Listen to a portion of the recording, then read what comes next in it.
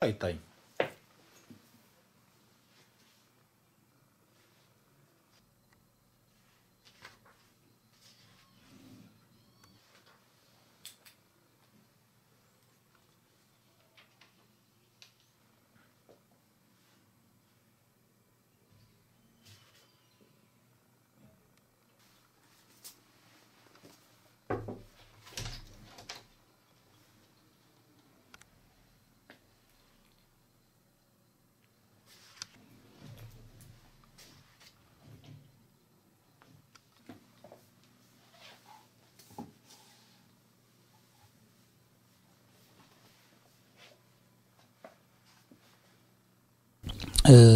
Öncelikle Ramazan ayına 15 gün kala bu sıkıntılı günlerden, Müslümanların içerisinde bulunduğu buhranlı günlerden en yakın zamanda kurtulmalarını Yüce Rabbimden niyaz ediyorum.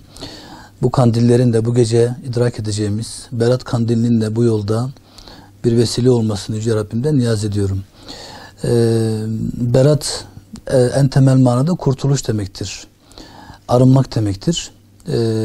Kişinin gerek içindeki kötü duygulardan, hasetten, kinden, kıskançlıktan bunlardan arınması için bir vesiledir. Ve gerekse geçmiş hayatında işlemiş olduğu hatalardan, kusurlardan, günahlardan kurtuluşudur. Yani Berat bu yönüyle iki temel şeye belki de işaret eder. Hem günahlardan arınmak, Allah'a yönelip nefsine uyarak yapmış olduğu günahlardan kişinin arınması. İkincisi kalbindeki kötü duygulardan arınmasıdır diyebiliriz yani. Bu anlamda tabi yine Berat'la alakalı olarak eğer bizi Allah affediyorsa biz neden insanları affetmeyelim? Yani ikili ilişkilerimizde bu anlamda Berat kandilinin sosyal yansıması diyebiliriz buna. Gerek aile içi ilişkilerde, gerek komşuluk ilişkilerimizde ve gerekse yaşadığımız yerde, mesleki hayatımızda, arkadaşlıklarımızda diyelim, arkadaşlarımız arasında affedici olmayı bize bu gece hatırlatır. Yani biz Allah'a yönelip ey Rabbim bizi affet, bu gece senin rahmetine muhtacız, bizi bağışla diyorsak aramızdaki kırgınlıkların da bu gecede biz af tarafı olarak, affedici olarak giderilebileceği bir gecedir. Berat'ın böyle bir anlamı vardır. En temel manada arınmak ve kurtulmaktır Berat diyebilirim yani. Aslında kandiller biraz da toplumsal ritüellerdir. Yani toplumların kendi dünyalarında inşa ettikleri, özel önem atfettikleri gecelerdir denilebilir.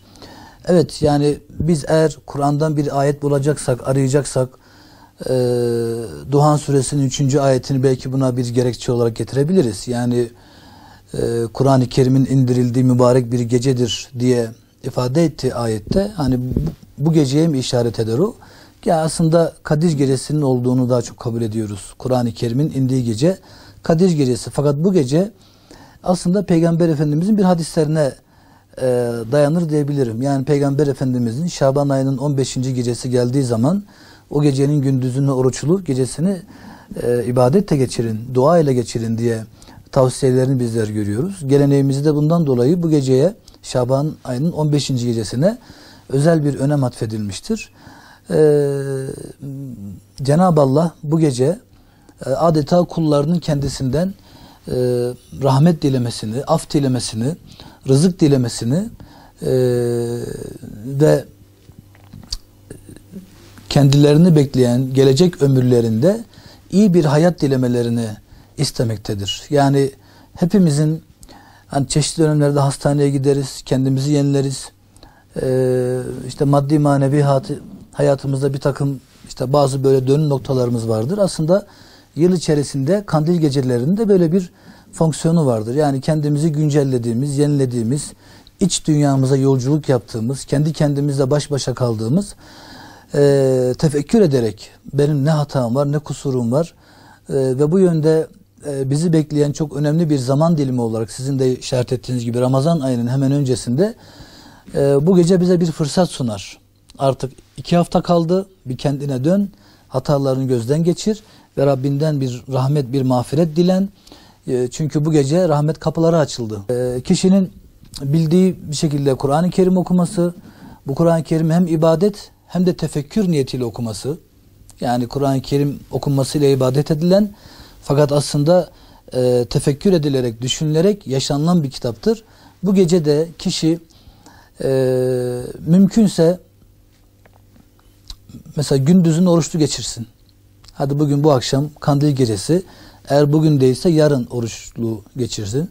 Ondan sonra akşam ve yatsı namazını camide cemaat kılsın.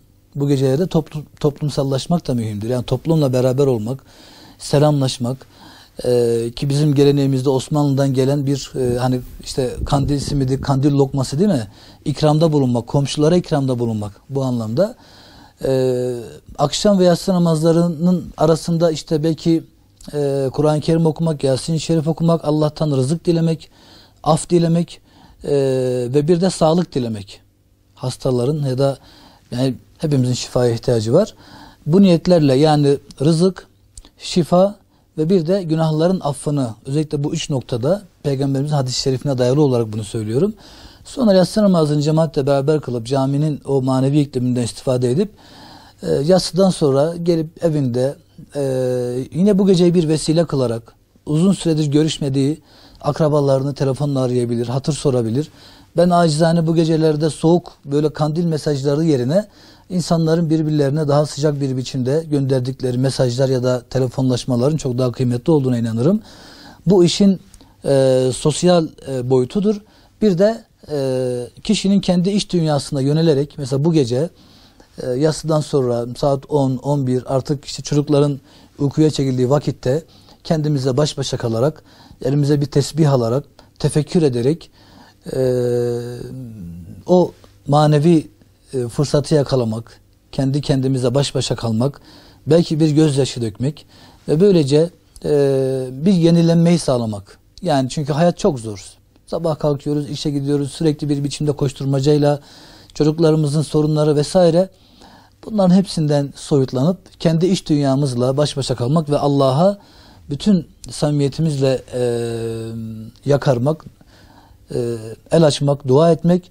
Belki inşallah bu gecenin sabahında kendimizi böyle rahatlamış, huzura ermiş bir şekilde bulacağız ve böylece Ramazan ayının öncesinde de Ramazan ayına girerken adeta böyle bir daha güçlü bir biçimde girmiş olacağız. Ramazan ayı yılda bir kez gelen ve kişinin aslında bütün hayatına müdahale eden bir ay. Yani gündüzleri yemiyor, içmiyoruz. Geceleri de işte sahuruyla, teravihiyle, ibadetiyle hayatımız bambaşka bir formasyona, bir formata giriyor. Bu anlamda ya buna hazırlık yapmak gerekir. Bunun hazırlığı belki de bizim geleneğimizde 3 aylar yani Recep ve Şaban ayının böyle bir boyutu vardır. Ve bu kandiller de adeta devam edip giden yolda bir duraklardır. Yani belli bir böyle konaklama yerleri gibi adeta bizim durup kendimizi check ettiğimiz, kontrol ettiğimiz ve yeniden güncelleyerek devam ettiğimiz anlardır. Berat Kandili'nin böyle bir fonksiyonu var. Bu yüzden es geçmemek, sıradan bir geceymiş gibi düşünmemek ve özellikle benim en çok önemsediğim kendi iç dünyamıza yolculuk yapmak, kusurlarımızı, eksiklerimizi düşünmek ve manevi anlamda en yüksek bir noktada Ramazan'ı karşılamak. Yani birer Müslüman olarak, birer fert olarak bizim özellikle siyasete ilişkin konuları çözebilmemiz, bunların üstesinden gelebilmemiz belki söz konusu değildir. Fakat burada her bir kişi kendisine bakıp ben nerede hata yapıyorum? Ben bu dünyada olmasaydım ne eksik olurdu?